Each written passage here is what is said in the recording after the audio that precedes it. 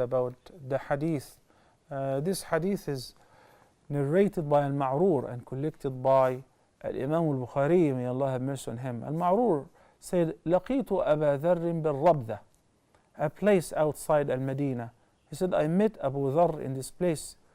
وَعَلَيْهِ حُلَّةٌ وَعَلَى غُلَامِهِ حُلَّةٌ مِثْلُهَا. And it was very astonishing that I saw him wearing an outfit and his servant was wearing the same, something similar to it. You know, in the commentary of the hadith, basically it was like a complete outfit, like a shirt and pants, and he gave him one of the two pieces and he wore the other one. So it's like it was puzzling. I mean, the master is supposed to wear the nice clothes and the servant will be recognized by wearing cheap clothes. He said, so he asked him, what is this? He said, yeah, because I've done something in Jahiliyyah. I've done something before. عايرت امرأة بأمه. عايرت امرأة بأمه. I have actually insulted somebody by his mother. And that person was Bilal ibn Rabah. He said to him, Ya ibn Sawda, because he was from a black origin. He said that your mother is black, etc.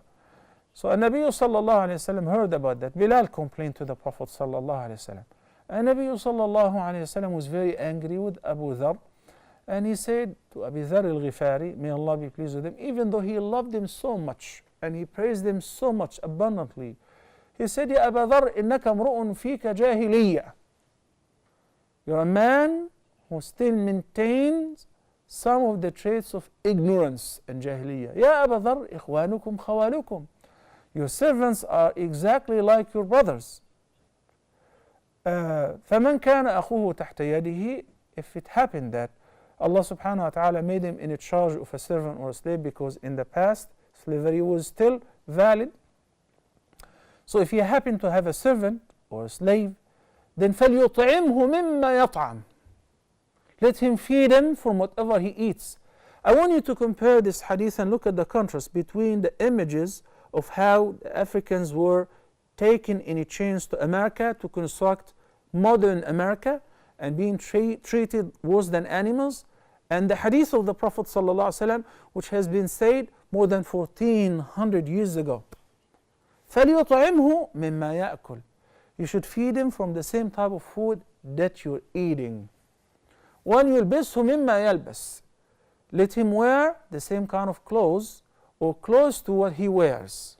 Let him honor him. وَلَا تُكَلِّفُوهُمْ مَا يُطِيقُهُمْ. And do not ask them or order them to do anything beyond their capacity. They're human beings still. And not to forget, he said in the beginning, they are but your brothers. And he said, فَإِن كَلَّفْتُمُوهُمْ.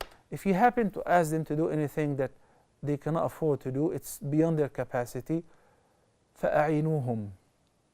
Give them a hand, work with them. Not because they're servants, they're maids, they're inferior. No. إِنَّ أَكْرَمَكُمْ عِنْدَ اللَّهِ أَتْقَاكُمْ.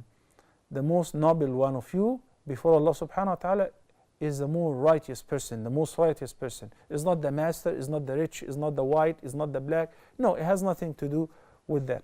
So Abu Dharr al-Ghifari, even though the Prophet ﷺ ordered to treat the servants and the maids and those who are under our control nicely like our brothers and sisters, he took it literal. So whatever he wears, he gives similar to that to his servant. And that's why he said, I met him and I saw him wearing the same like Abu Dharr, and he was surprised. How could the master and the servant dress up the same? He said, because the Prophet ﷺ instructed me to do so.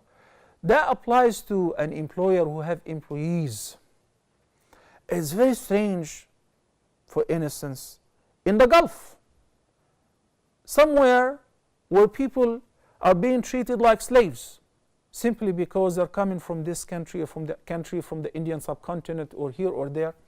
They're being treated by some individuals, the sponsors. I do not generalize, of course. There are a lot of nice people, may Allah bless them. But they treat them like slaves. And meanwhile, they go to build a masjid and they furnish a masjid or give any charity. And instead of giving voluntary charity, just fulfill the fard. Treat those who are working for you fairly.